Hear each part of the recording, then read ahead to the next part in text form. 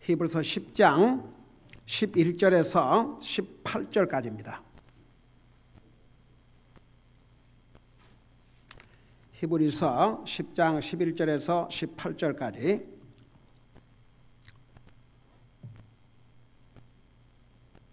우리 같이 읽겠습니다. 11절부터입니다. 시작. 제사장마다 날마다 서서 섬기며 자주 같은 희생물을 드리되 그것들은 결코 죄들을 제거하지 못하거니와 오직 이 사람은 죄들로 인해 한 희생물을 영원히 드리신 뒤에 하나님의 오른편에 앉으사 그 이후부터 자기 원수들이 자기 발받침이 될 때까지 기다리시느니라. 그분께서는 거룩히 구별된 자들을 단 한 번의 헌물로 영원토록 완전하게 하셨느니라. 이것에 대하여는 성령님께서도 우리에게 증인이 되시나니 그분께서 앞서 이르시기를 그날들 이후에 내가 그들과 맺을 언약이 이것이라. 주가 말하노라. 내가 내 법들을 그들의 마음속에 두고 그들의 생각 속에 그것들을 기록하라 하신 뒤에 또 내가 그들의 죄들과 불법들을 다시는 기억하지 아니라 하셨느니라. 이제 이것들의 사면이 있는 곳에서는 다시는 죄로 인한 헌물이 없느니라. 아멘. 앉으시 바랍니다. 10장은 구약시대 때에 짐승을 헌물로 드렸던 헌물과는 비교할 수 없는 뛰어난 헌물에 대해서 말씀하고 있는데 바로 그 뛰어난 헌물이 우리 예수님이 올시다. 근데 예수님이 자신을 드린 그 헌물이 왜 구약시대 짐승들로 헌물로 드린 것과는 비교할 수 없이 뛰어난 헌물이라고 그랬어요. 첫째 이유가 뭐라 그랬습니까? 자, 복습을 자꾸 하면서 해야 되겠어요. 첫째 이유가 뭐예요?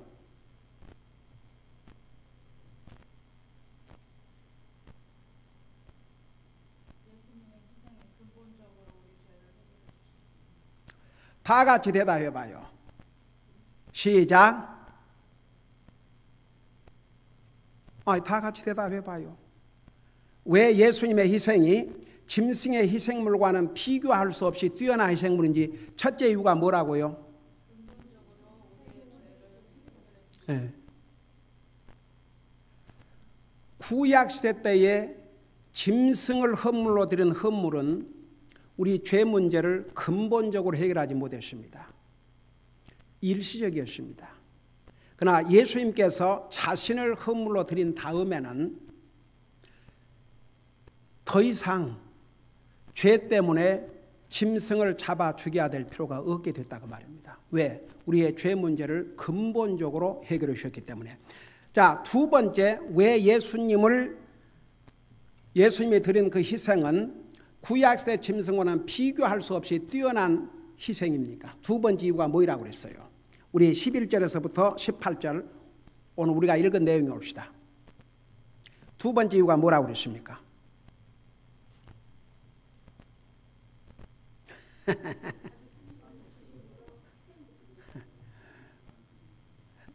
뭐라고요? 에이멘. 또다시 희생을 반복할 필요가 없기 때문에. 여러분, 나와 여러분이 이렇게 예배하러 왔는데 하나님을 예배하러 왔지 않습니까? 여러분, 지난 3일 동안 잘못한 게 하나도 없습니까? 죄 지은 거 없습니까? 근데 왜 빈손으로 왔어요? 왜 짐승 가지고 안 왔어요? 여러분, 구약시대 때에 하나님 앞에 헌물을 드리는 것은 예배의 행위였습니다. 자기의 잘못을 가지고 희생 없이 하나님을 예배할 수 없었습니다. 하나님을 만날 수가 없었습니다. 물론 제사장을 통해서 만남이 있지만 그것조차도 짐승의 희생이 없이는 할 수가 없었습니다. 그런데 왜 지금은 우리가 분명히 우리의 마음으로도 죄를 짓고 생각으로도 죄고 여러 가지 잘못할 때가 많이 있지 않습니까? 그런데 왜 하나님 앞에 이렇게 빈손으로 그런 짐승의 희생물을 가지고 오지 않고 이렇게 그냥 우리만 와서 예배를 드려요? 더 이상 죄로 인한 희생 헌물이 필요 없기 때문에 예수님께서 한 번 자신을 나와 여러분의 죄값으로 희생 헌물로 드리신 다음에는 더 이상 이런 희생물을 반복해서 드릴 필요가 없게 되십니다.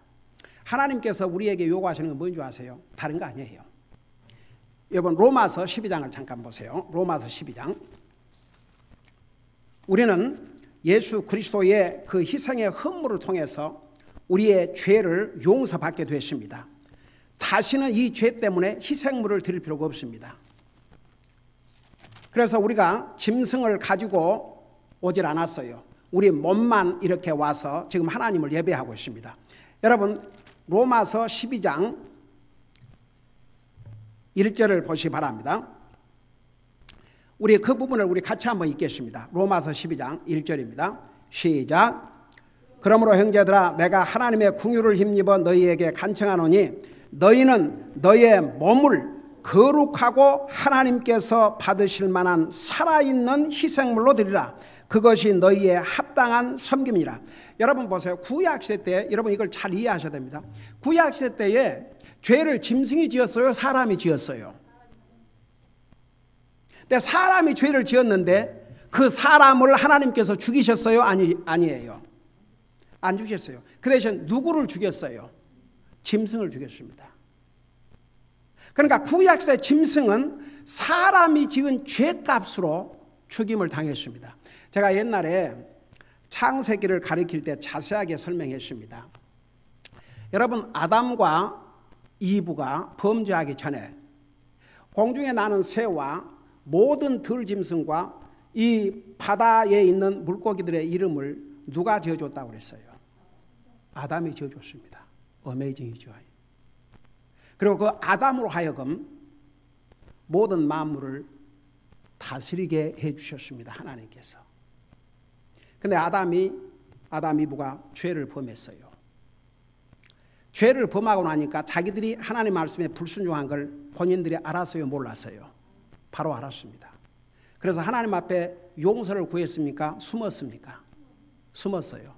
근데 그 숨기 전에 자기들의 무엇을 발견했다고 그랬어요? 벌거벗은 몸을 발견했다고 그랬습니다. 죄를 짓기 전에는 벌거벗었으나 부끄러워하지 않았다고 그랬습니다. 그 시대를 무죄의 시대라고 그래요. 여러분 물론 어린아이들이 죄 가운데 태어나지만 어린아이가 태어나서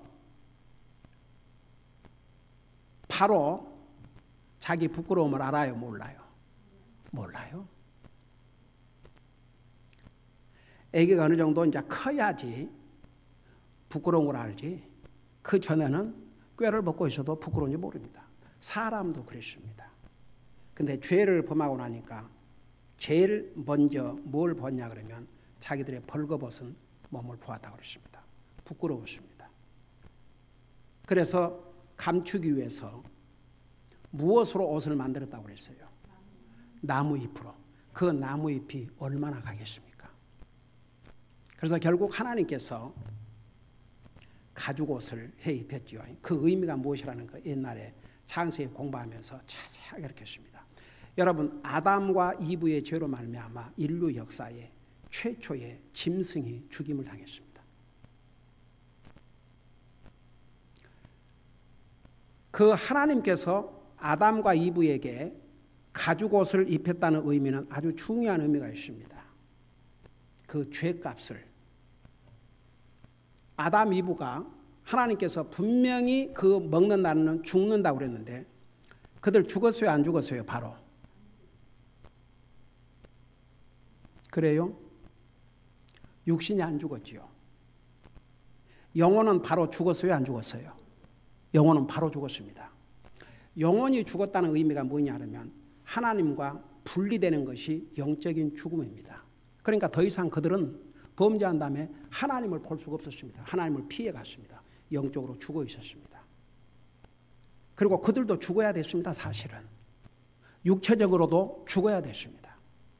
그러나 하나님께서 은혜와 자비를 베풀으셔서 그의 육체를 살려주는 대신에 짐승이, 생각해 보세요. 그 짐승의 가죽을 다 벗기는데 짐승이 살겠습니까? 피 흘리고 죽었지요.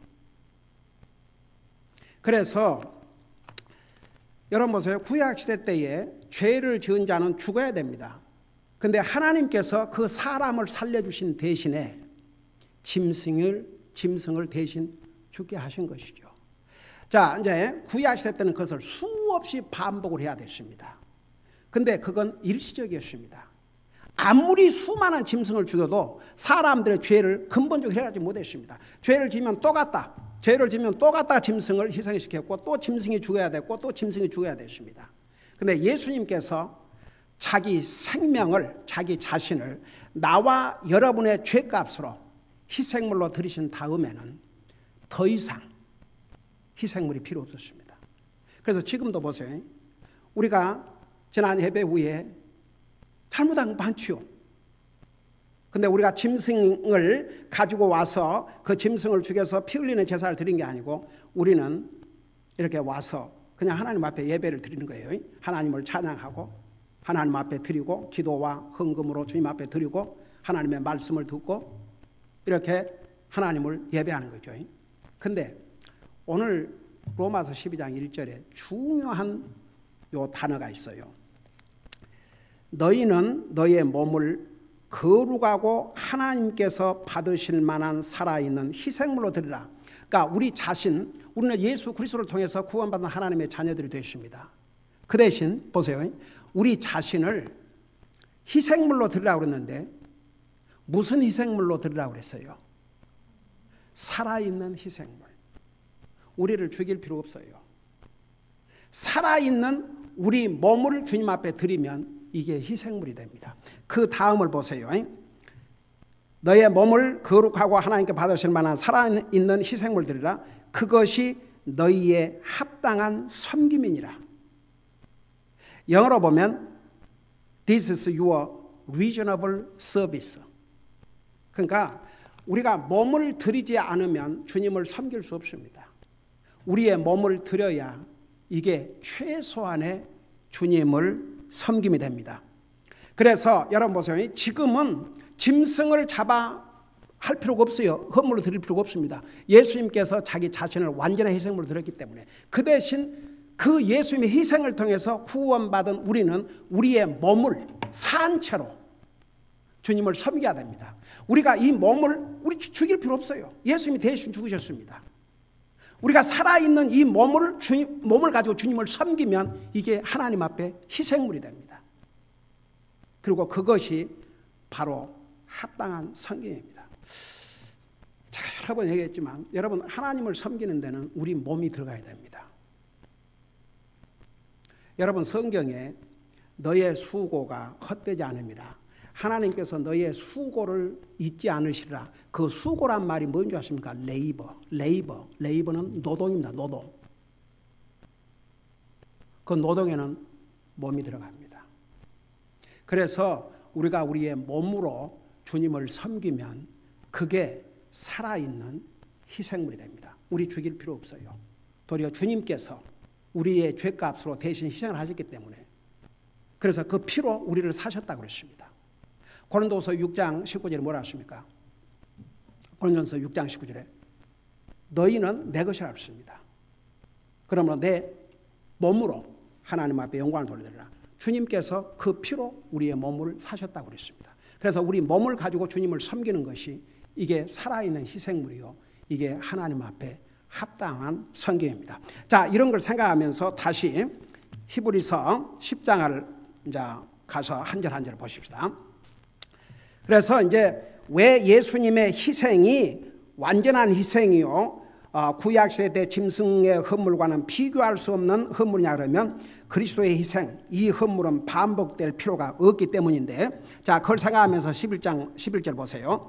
제사장마다 날마다 서서 섬기며 자주 같은 희생물을 드리되 그것들은 결코 죄들을 제거하지 못하거니와. 이게 구약시대 때 율법 아래서 행해졌던 그 헌물들이 옵시다. 희생의 헌물들. 그런데 12절 보세요. 오직 이 사람이 누구냐? 우리 예수님을 가리켰습니다. 이 사람은 죄들로 인해 희생물을 영원히 들이신 뒤에 하나님의 오른편에 앉으사. 그러니까 우리 예수님은 자기 희생물을 영원히 드렸다고 그랬습니다. 주님께서 드린 희생은 영원한 희생물이 됐습니다. 거룩하신 하나님의 요구를 완전히 만족시켰습니다. 더 이상 하나님이 어떤 희생을 요구하지 않게 됐습니다. 예수님의 희생을 통해서. 그리고 나서 하나님의 오른편에 앉았다 그 말은 하나님께서 우리 예수님이 가장 중요한 우리 인생 구속 사업을 자기 자신의 생명을 드림으로 다 마치셨다고 말입니다. 그리고 이제 하나님의 우편에 앉으셔서 현재 우리 주님이 무슨 일을 하고 계셔요? 나와 여러분의 대제사장으로서의 역할을 하늘나라 성소에서 하고 계신다는 것 자세하게 설명했죠. 자, 그 다음에 보세요. 13절부터 보니까 13절 보니까 그 이후부터 자기 원수들이 자기 발받침이 될 때까지 기다리시니라. 자, 사실은 이 말씀은 구약시대 때에 이미 시편에 우리 예수님을 통해서 우리 인생의 제 문제를 해결하시고 자기 자신을 완전한 허물로 들이시고 하나님 오른편에 앉으실 것이라는 것을 이미 시편에 예언해 주셨는데 이것의 성취올시다. 여러분 잠깐 시편 110편을 보시기 바랍니다. 구약성경 시편 110편.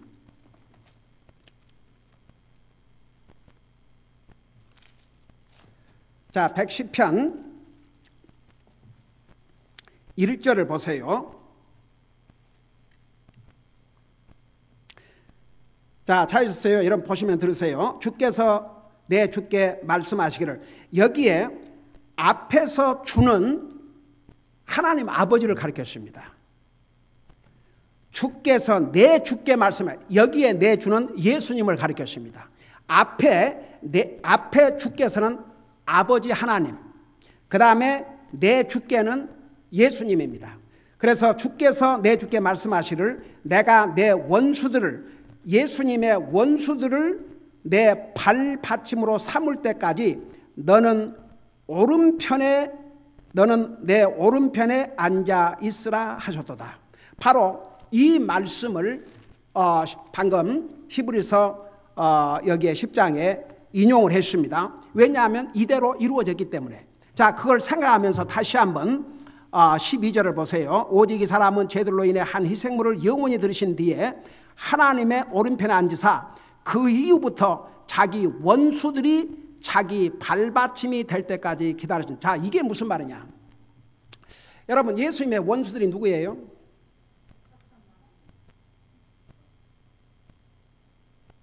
오케이, 또 예, 사탄 말할 것도 없죠. 사탄은 항상 하나님의 원수였고, 근데 성경 야고보서 4장에 뭐라 했어요?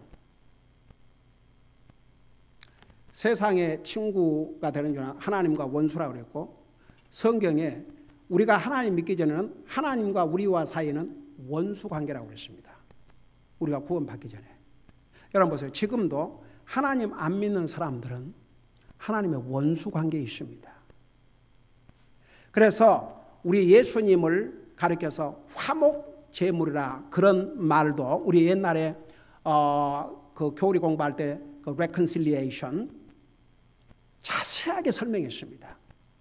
하나님과 하나님 안 믿는 사람의 관계는 원수 관계입니다. 그래서 예수님께서 자기 자신을 화목제물로 자기 자신을 드림으로 원수가 된 하나님과 사람과의 관계를 다시 reconcile, 화목할 수 있는 그런 길을 예수님께서 열어주셨습니다. 여러분, 우리가 지금은 구원받고 하나님의 거룩한 백성들이 되고 하나님의 약속의 자녀가 되고 예수님의 신부가 되고 정말 이런 어마어마한 복을 우리가 가지고 있지만 전에는 하나님의 원수였어요. 하면 얼마나 끔찍한 일인가. 사람과 원수 관계를 살아도 이거 참 좋지 않은데 하나님과 원수로 살다가, 그러면 보세요. 이제 넓게는 그러니까 하나님 안 믿는 사람이, 사탄은 말할 것도 없고 하나님 안 믿는 사람들이 다 여기에 속해 있는데, 그래서 13절에 그 이후부터 자기 원수들이 자기 발받침이 될 때까지 기사하시냐. 자, 이 말이 무슨 말인가? 자, 우리 예수님께서 하나님이시지만 사람의 모습으로 이 땅에 오셔서 우리 인생의 죄값으로 자신의 생명을 주시고 부활하심으로 우리에게도 다시 사는 부활하는 소망을 주시고 하늘나라 가서 계셔요. 자, 그 주님이 이제 하늘나라 가 계시는데 성경은 그 주님이 다시 오신다고 그랬습니까? 안 오신다고 그랬어요? 다시 오신다고 그랬습니다. 네, 주님이 오시는데 투 파트로 나눠진다가 잘 아시죠? 먼저 공중재림. 그 공중재림은 성경에 어느 시간에 일어날지 모른다고 그랬어요. 아무도 모른다고 그랬습니다. 그 날과 그 시는. 아무도 모른다고 그랬어요. 그래서 언제 주님이 공중 재림할지 몰라요. 근데 그 공중 재림은 누구를 위해서 오신다고 그랬어요? 믿는 사람들을 이 세상에서 데려가기 위해서. 그걸 휴거라 그럽니다. 자, 여러분 잘 아시죠? 그런 다음에 주님이 지상에 오셔요. 그건 언제 오시는지 알아요? 몰라요? 그건 알아요. 공중 재림 후 7년 후 성경에서 분명히 1290 그렇게 해서 요한계시록 보면은 3년 반 그래서 7년 후에 지상 재림하신다는 걸 성경은 분명히 말씀하고 있습니다. 그러니까 지상 재림은 공중 재림 후 7년 후예요. 공중 재림은 언제 주님이 오실지 모릅니다. 여러분 생각해봐요. 지금부터 2000년 전에 데살로니가 교회의 성도들은 주님이 자기 때에 2000년 전에 오실 줄로 알았습니다. 그리고 2000이라는 세월이 갔습니다. 그러니까 확실히 오실 날이 가까운 것만큼은 사실입니다. 우리 예수님께서 그 얘기도 하셨어요. 물론 공중 재림은 그 날과 시간은 너희가 알지 못하지만 세상에 이런 일이 있으면 주님이 문 앞에 이른 줄 알라 그랬습니다. 그러면서 예수님께서 뭐라는 줄 아십니까? 너희가 이 날씨는 분별할 줄 알면서도 이 세대는 분별하지 못하느냐. 진짜 이 세상 돌아가는 거 보면요, 정말 주님의 공중 재림은 정말 가까우는 것 같아요. 그런데 예수님께서 공중 재림하실 목적은 모든 구원받은 하나님의 자녀들을 휴거해 가기 위해서 오시지만 지상 재림의 목적이 뭐라고 그랬어요? 왕으로 세상을 다스리기 위해서. 우리 예수님께서 이제 주여 그거 몰랐어요? 우리 주님이 이 땅에 다시 오실 때 왜 오셔요? 세상을 다스리고 그의 나라를 건설하시기 위해서. 그래서 왕으로 이 땅에 오십니다. 왕으로. 주여. 여러분 그 핸델의 메시아에 보면요, 참 어메이징. 그 핸델이 창조로부터 시작해서 주님이 이 땅에 왕으로 재림하시는 까지를 그래서 세상 사람들도요, 음악계에서는 핸델의 메시아 그러면 대작품인 거 아무도 부인하지 못합니다. 근데 특별히 그 어마어마하게 길어요. 근데 핸델의 40편에 가면은 주님이 왕으로 지상 재림하는 내용이 나옵니다. 그래서 그 곡이 울려 퍼지니까 영국에서 왕이 자리에서 일어났어요. 자기가 왕이지만 우리 예수님은 왕들 중에 왕이시니까 그 예수님이 왕으로 오실 것을 찬양하니까 그래서 그때부터는 다 일어섭니다. 뭐 크리스마스라든가 부활절 시즌이 되면 그 핸델의 메시아를 교회에서 많이 연주하고 그러죠. 그런데 그 40번이 울려 퍼지면 다 자리에서 일어서서 왕으로 오시는 예수님께 경의를 표하는. 그래서 그 주님이 왕으로 이 땅에 다시 오십니다. 지금은 하나님을 대적하고 예수님을 알기를 우습게 알고 하나님의 말씀을 비방하고 그러지만 여기 뭐라 그랬어요? 그 예수님의 원수들을 여기에 발받침이 될 때까지 지금 기다리고 계시는 거예요. 지금 이렇게 원수들이 날뛰고 하나님을 대적한 자들이 날뛰지만 지금 참고 기다리고 계시는 것입니다. 언제까지? 이 원수들이 다 예수님 앞에 무릎을 꿇을 때까지. 그래서 여기에 그 원수들이 자기 밑받침이 될 때, 발받침이 될 때까지라는 그 의미를 여러분 잠깐 빌립보서를 잠깐 찾아보시기 바랍니다. 빌립보서를 좀 보시기 바랍니다. 거기에 보면 이런 의미입니다. 빌립보서 2장입니다.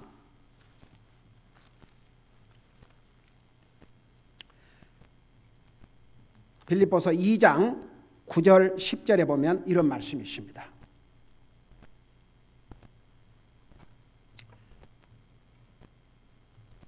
자, 9절 10절에 보면 그러므로 하나님께서도 그분을 우리 예수님을 높이 올리시고 모든 이름 위에 있는 이름을 그분께서 주사. 보세요. 10절에 하늘에 있는 것들과 땅에 있는 것들과 땅 아래 있는 것들과 것들의 모든 무릎이 예수라는 이름에 굴복하게 하시고. 그래서 보세요. 이런 날이 옵니다. 하늘에 있는 것들과 땅에 있는 것들과 땅 아래에 있는 것들, 우리 예수님의 지상 재림하면 하늘에 있는 모든 사람들도 다, 여러분 보세요. 우리 구원받은 하나님의 자녀들, 우리는 예수님을 이미 주라고 고백했습니다. 예수님의 지상 재림할 때 땅에 남아있는 자들, 땅 아래는 누가 가 있어요? 땅 아래 누가 가 있어요? 지옥이 어디가 있어요? 땅 아래가 있어요. 그들도 이제는 다 예수님 앞에 무릎을 꿇는다고 그랬습니다. 바로 그런 의미예요.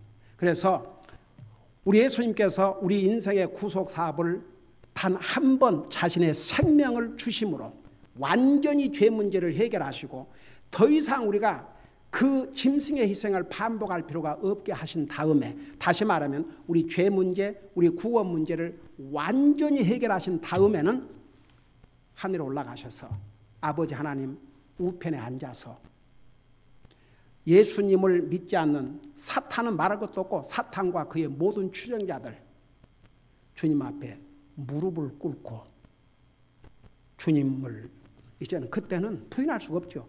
그 바로 11절에 보면 모든 혀가 예수 그리스도는 주시라고 시인하여 그랬어요. 근데 보세요. 우리 예수님께서 지상 재림하셔가지고 이미 세상을 심판하시는데 그때 주라고 시인해봤자 too late.